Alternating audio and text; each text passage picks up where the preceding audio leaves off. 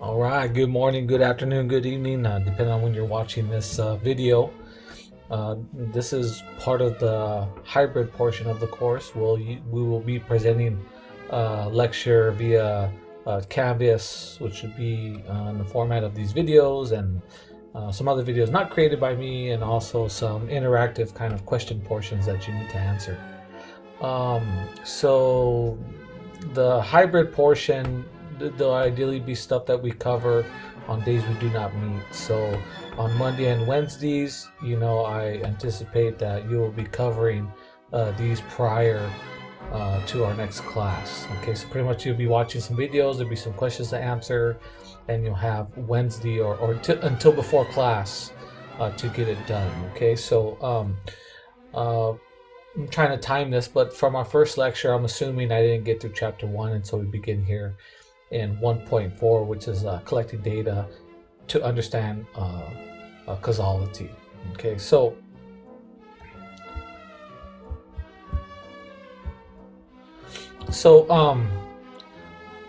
we're getting to know data, becoming familiar with data, and really asking really important questions about the data.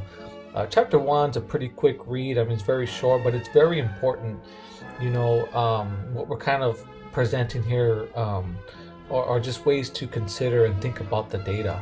And we should always ask these questions when presented with results. And so a lot of results is what they want to prove to us is this cause and effect relationship. So from your book, they have here LA Times. So in the LA Times, someone claims that peanut milk can cure gum disease.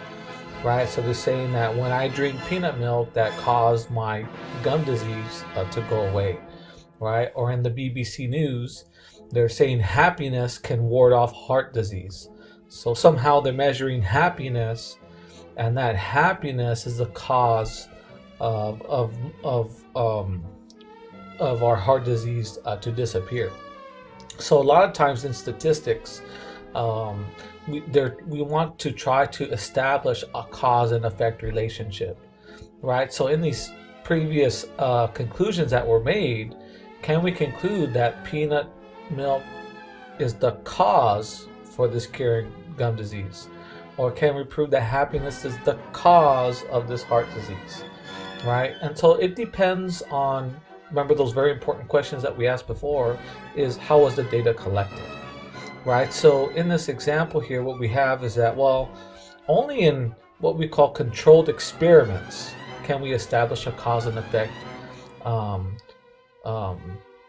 conclusion. And so what's important to know is how the data was collected. Right, so in these next couple slides, I'll present to you two types of studies where a lot of times they like to claim that they're establishing cause and effect, but they in fact cannot. And we're covering other cases where, and then I'll give you the example of the controlled experiment where you can maybe establish a cause and effect relationship, but you need to have a perfect experiment. Okay, so we'll talk about that. Okay, but a lot of times we read these things in the newspapers or in the news, and people just get really a little too confident with the results, and they could be really misleading. Okay, so let's look at this example here. Okay, so before we move forward into giving the different types of studies, what we want to talk about here is, usually when we're talking about cause and effect, we're looking at maybe two variables, at least two variables. And what we want to know is, I have my treatment variable and I have my outcome variable. So ideally, both of these, I mean, they could be numeric, right? Maybe like the amount of peanut milk I drink versus the cure rate of my gum disease, or it could be the amount of happiness I have versus how much less heart disease I have, however they measure that. Okay, but usually this treatment variable, we're trying to use it to explain another variable, and this variable is called the outcome variable, right? So we're trying to use peanut milk, right? We're just saying that this peanut milk will make gum disease go away, or happiness will make heart disease go away. So that's how we can kind of think of these, typically these studies are signed up. And it's possible to have more than two variables here, but for now we could just deal with one treatment and one outcome. Right. I mean, for example, for treatment here, we could have had peanut milk and exercise or something like that, right? So anyway, so it says, can we use treatment variable to help predict the outcome variable? That's pretty much what we're trying to do there, right? So we want to know how these variables are related, and more or less how is there cause and effect here, right? So ideally, what we're dealing with is a treatment group and a control group sometimes. So, I mean, if we want to know how effective this treatment is, well, what are you comparing it to, right? Well, that's where we need the control group to know what we're comparing this result to. So here it says the one group receives a treatment of peanut milk while the control group receives a placebo. So it could be regular milk that they think is peanut milk, okay? But one thing to note is that a placebo, if you're not familiar with that, it's really nothing, right? It's just not the treatment. So, you know, this group is given just regular milk, which isn't going to make a difference, and we know that. But one thing to note is that something called the placebo effect. So just the thought of being given a treatment can make someone think they're feeling better already. So, you know, we keep track of this placebo here. Okay. But as far as types of studies or types of reports that are provided to us every day that we need to keep track of, the first is an anecdote, right? An anecdote, and we see these a lot and often. Maybe someone's telling us a story, and from that story, we're going to make a decision about something. So an anecdote is essentially a story that someone tells about his, her, or their own experience.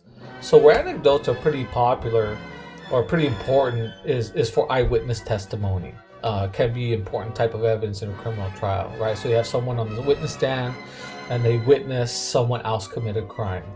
And from that testimonial, from that anecdote, from that story that they tell us, that can have heavy influence on what the jury decides, right? So, you know, in the courtroom, what's presented, I mean, it's all data if you think about it. You know, a witness testimony or any kind of evidence, that's data. And from that data, we have to make a decision, right? Another thing I could do is like, you know, like testimonials. So I could be like, hey, I drank peanut milk and my gum disease disappeared.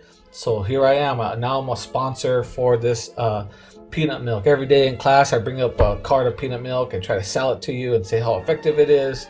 Right, so it's just one story that we're sharing there, and we're really trying to sell it. You know, really trying to sell the idea there. So, but one thing to note is that these anecdotes, they cannot be used to establish causality. Okay, this cause and effect relationship. We cannot do it, and the reason is that, well, we only have one single observation. I'm just using, like in the peanut milk example, I am the only one who has experienced drinking peanut milk to cure my gum disease, right? I'm not considering anyone else. It's possible that there's someone out there who drank the peanut milk and their gum disease didn't go away, or maybe it even got worse. I don't know, right? But what we're saying is that there's too much variation amongst subjects there, right? I mean, for a single person to represent everyone, it's, you know, we're missing. We need more data there. And then, of course, I mean, yeah, you improve. Like, okay, so, I mean, compared to what? Okay, like, oh, I drank my peanut milk and my gum disease is so much better now. I have it so much more under control. But what were you doing before, right? Maybe, is it better compared to when I was just flossing and brushing my teeth?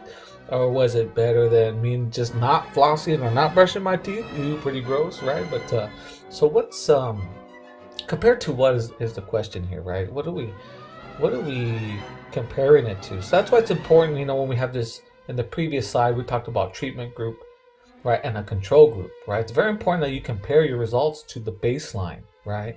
And of course, there's the placebo effect, right? So just the idea of me drinking peanut milk and me thinking it's gonna help my gum disease, that alone can make me think that I'm getting better when in fact I'm not. Okay, so that's dangerous. These anecdotes are dangerous here, but I could be subject of the placebo effect here, right? Right. So we can't trust this data. We can't establish a cause and effect relationship here. One common one that we see all the time is like reviews, right? So typically, you're not going to read just one review. You read a couple, and hopefully you're not just going to read the 5-star ones. Okay, but this is actually a real review regarding wolf t-shirts on Amazon.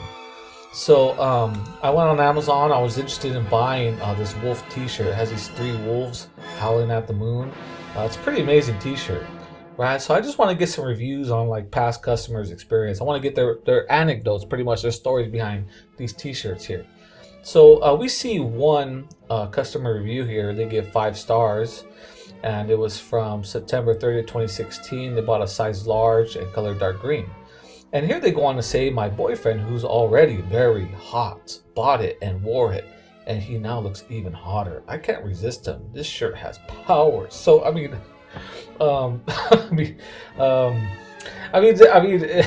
this is an anecdote, right? And maybe, if you're shopping for someone you care for and you think they can use a cool shirt and you saw this, you may think, oh wow, yeah, right.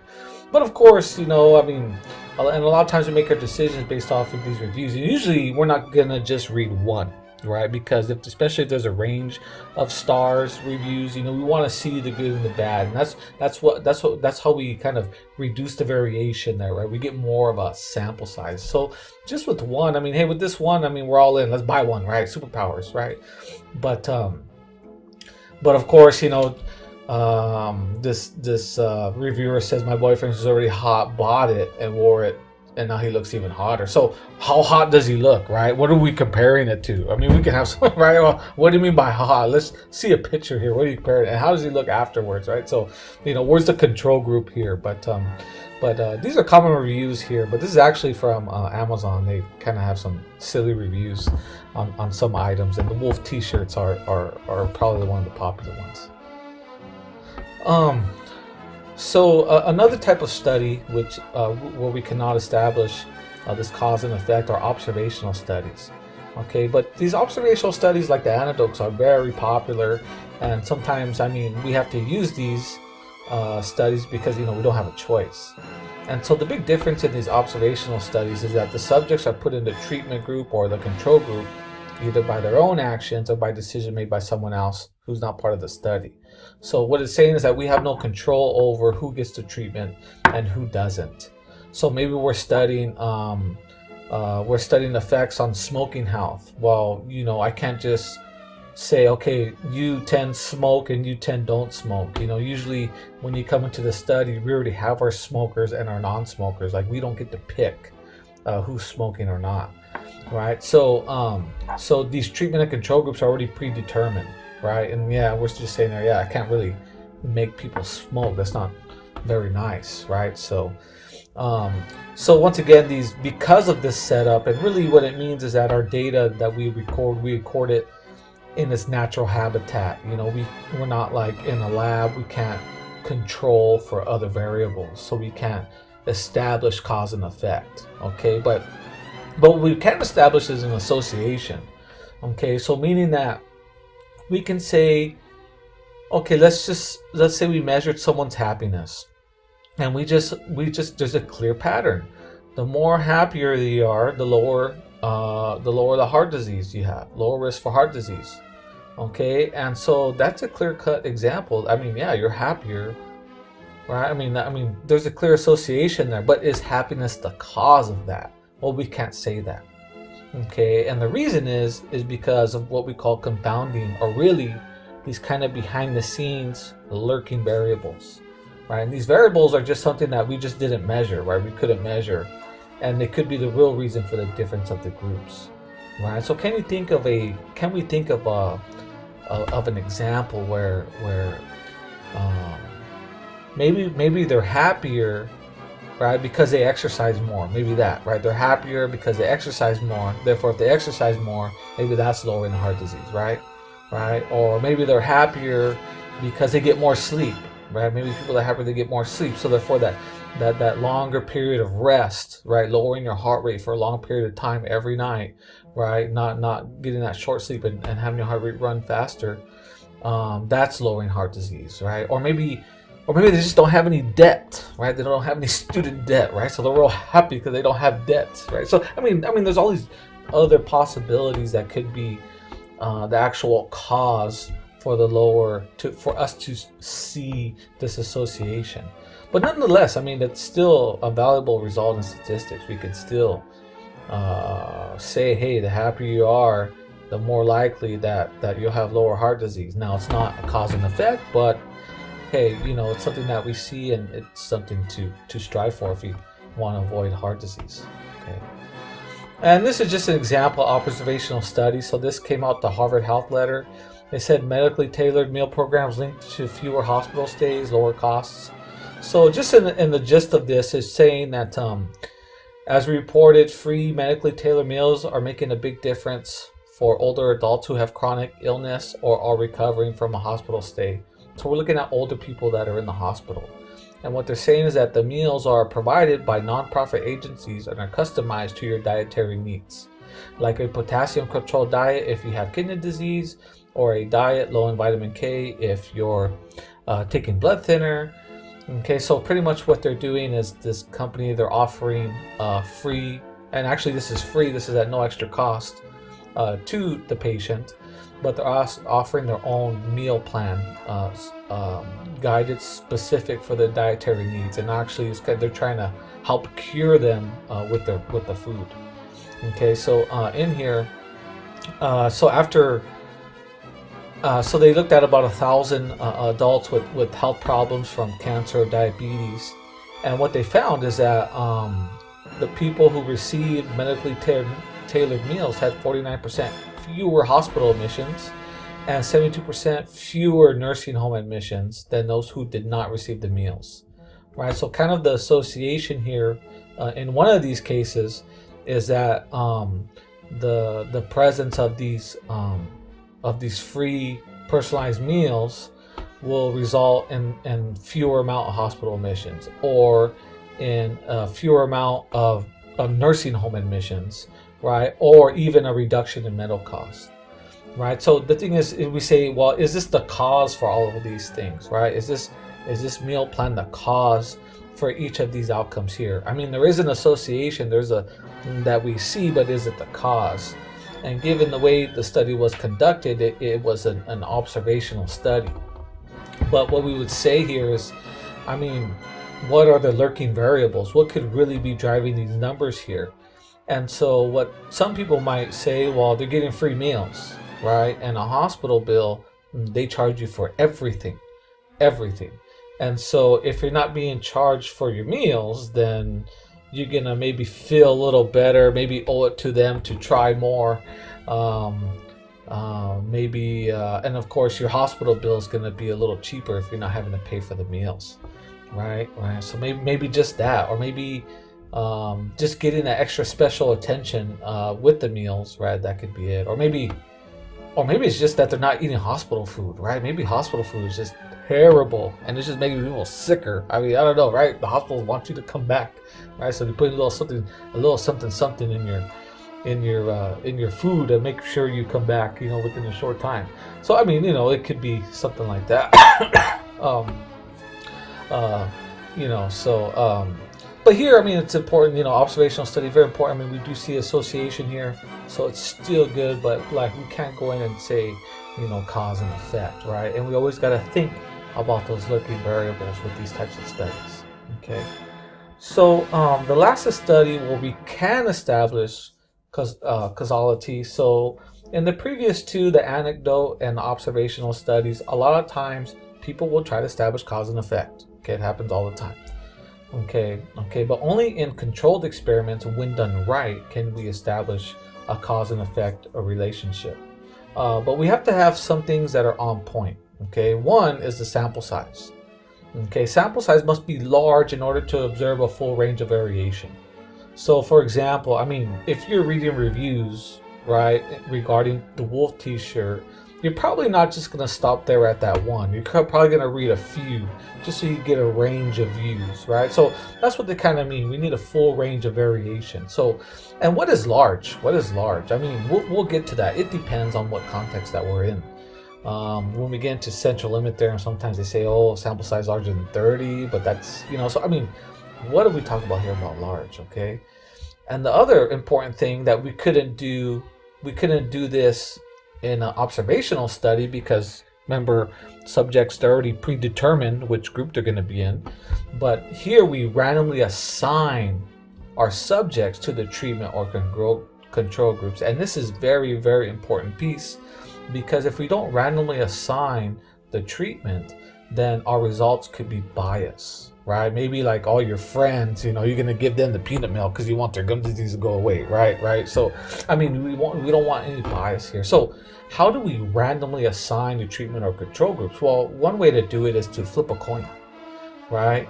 So maybe, okay, my treatment group is peanut milk. My control group is, let's say, just flossing, right? The standard practice for getting rid of gum disease, right? So subject 1 comes up, I just flip a coin, right? If it's heads, they get peanut milk. If it's tails, they get, what the heck do they get? Oh, a floss, they get the floss. Next person comes up, I flip a coin. So those groups don't have to be the same size. Okay, they don't have to be the same size, but you see how I'm distributing them is completely random. It's just by a coin, right? Or I can even have a computer randomly assign, make these assignments, or I can put their names into a hat and like just shuffle them around and pick out names and determine which group they're going to be in. So it has to be randomly, okay? Like we have no control over it, okay? Okay, and what this does, it makes sure that there's no bias in our study, because if it's biased, then it's over. Okay, our study's no good. Well, the other thing we need is a double-blind study. So double-blind study just means this, because remember the placebo effect, right? Right? If I'm in the control group, right, in the treatment group getting that peanut milk, I may already think, oh, I'm getting the treatment, I'm going to start feeling better, so maybe that placebo effect will come in. So one thing to note is that our subjects, right, we try our best to make sure that they don't know which group that they're in, right? That way this placebo effect won't happen, right? And maybe even those who are like in just the flossing group, maybe they're gonna think, well, oh, I'm not getting the peanut milk, darn it, oh shoot, oh, I'm not gonna get better, but so it can work both ways. So that's why when we try to administer these, we try to make it blind, right? We try to not let them be aware as far as which group they're in. Now, the double-blind part means that the person who is administering, right, the treatment or the control doesn't know. Okay, so for example, obviously I know, because I'm in charge of the study, I know what is the treatment, what is the control. So I maybe just hire someone who's independent, who doesn't know anything about the study that we're doing, and I would have them administer the peanut milk or the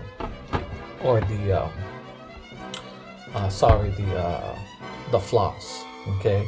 So that way they don't know, because maybe if I had the placebo, maybe I'll know, maybe I'll smile, have a smile on my face, maybe they could read me or something, I don't know, right? But I don't want to bias those results, right? Or I don't want to push one group towards getting better because I know they're getting the treatment, right? Right, and then of course use a placebo if possible. So in this example we have the peanut milk, right? And then kind of the control would be the standard treatment, which in this case would be, let's say, flossing, right? And then a placebo can be just like, oh, they're given, I don't know, almond milk or something like that, right? Something that just is totally unrelated, something that doesn't help at all. Okay, but we give a placebo there to compare it to nothing. Okay, that way we can compare the control and treatment group to just that of nothing. Okay, and so an example which I pulled from your textbook, this is an example. So we have this brain training video game such as Nintendo's Brain Age, and they claim to improve basic intelligence skills. Okay, so in their controlled experiment, they had about 11,000 people who were randomly assigned into one of 3 possible groups. So as far as the sample being large, I think 11,000 is pretty good. And then as far as assigning into the groups, they randomly assign. No, I mean, it's good that they say randomly, but it'd be good to know, like, well, how did you randomly assign, right? Were you pulling names out of hats, or did you use software? Were you flipping a coin? How did you do this, right? That'd be a good follow-up question here. Because remember, these control experiments, they have to be on point on every single requirement, right? So as far as the groups go, so here they do have a treatment, a control, and a placebo. So group 1 here is the treatment. So in this group, they completed 6 training tasks that emphasizes reasoning, planning, and problem solving. And group 2 completed games with a broader range of cognitive skills. Right? And group 3, well, they didn't play any games and answered a series of obscure questions. Okay, so group 2, that represents maybe just other games that are out there already, right? That maybe claim to have the improved skills, right? But Nintendo's Brain Age is claiming to actually do more and improve basic intelligence skills, right? So this treatment's kind of representing their game, whereas group 2 is maybe the standard game that's somewhat similar to Brain Age. And game 3, well, group 3, that's obviously like the placebo. Okay, just having to do whatever, right? So after they play this, they probably give them some kind of test, maybe before and after test, and then from there they give the results. Okay, and in the results here, they say the control did just as well as the treatment groups, right? So we're just saying, as far as contributing to basic intelligence, games such as the ones presented in group 2 or group 1, they perform just as well. So, you know, we can't say that that Nintendo's Brain Age, right, is better in improving basic intelligence skills, right? It's really like cause and effect. You play this game, you're gonna improve your basic intelligence skills. So we're saying, yeah, you can, but it's not better than the other games that are out there.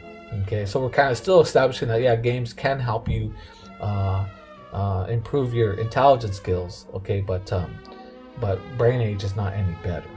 Okay, so I guess one thing to note is, one question asked is, was this a blind study, right? Was this a blind study? Were these subjects aware of what they were taking part of or not, right? Or did we just 11,000? We just selected them out of nowhere, right? So, and then of course, whoever was administering this study, were they blind as well, right? I mean, did they know who was in the treatment group and who was not? Because you see here, they purposely name it group 1, group 2, and group 3. And really, this is treatment group, control group, placebo group. Okay, but whoever's administering this experiment, hopefully they just see it as group 1, group 2, group 3, and don't know which is which. Okay, that's what we mean by double blind. Okay, but that'd be a good question to follow up here, is that if it was. Right? And then, of course, how far do our results extend? And that goes into the bigger picture. So from previous lecture, we say, well, sample comes from the bigger picture of things, right? Sample comes from the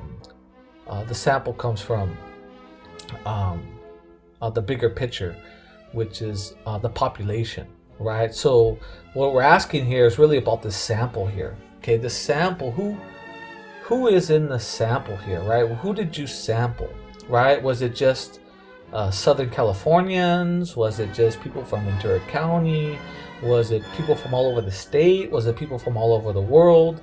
So in terms of saying, okay, we know that games that are similar to Brain Age or similar to what was in Group 2, we know that they're going to extend basic intelligence skills, but for who, right? And what was the age range for these, right? So these are things we need to think about. How far do our results extend? What population, what bigger picture are we talking about, right? So if this 11,430 were just from people from Southern California, then we're just saying, well, this game works well for people from Southern California. Okay, we can't really extend to the world, right, or to outside of the state, really, unless we had data that unless we had observations or subjects that were from those areas. Okay, so because there could be differences in areas, right? I mean, even if you think about something totally not related, but if you think about within Ventura County and Democrat and political affiliations, in Thousand Oaks we have heavily Republican, and then not too far away in Oxnard we have heavily Democrat. So we see big differences there in terms of political affiliation. So if we have data that's collected in Ventura County regarding public opinion on some matter. Well, where is it coming from, right? Where's it coming from? But I mean, it just boils down to how far do our results extend. Okay, but that's the main gist of 1.4 there, as far as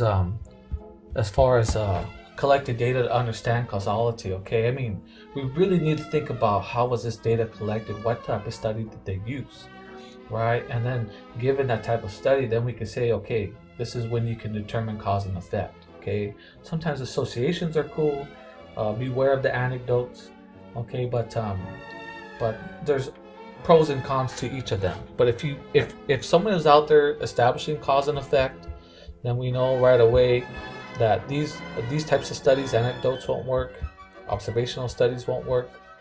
Okay, but we need a controlled experiment. And even if you have that, does not automatically guarantee. We need to satisfy each of these in order to have a valid controlled experiment. So here we're always willing to question the results here. Okay. All right, but we're going to go ahead and take a break. You go back to Canvas, answer some questions, and there'll be another video waiting for you.